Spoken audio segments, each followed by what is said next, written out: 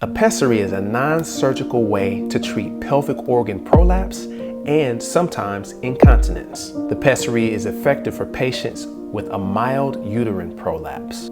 A pessary is a soft, flexible device that is placed in the vagina to help support the bladder, vagina, uterus, and/or rectum. Pessaries are made in many different shapes and sizes. For patients with an active sex life, the pessary can be used during intercourse. It is important to recognize the pelvic anatomy to understand where the pessary would be located. Let's zoom in so that you can see the different parts of the anatomy.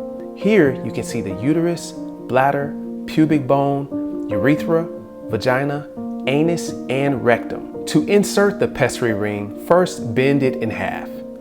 Then position the pessary so that the leading edge points in a downward direction. Once the pessary is inside the vagina vault, it will release. Then push the ring into the posterior fornix and tuck it behind the pubic bone.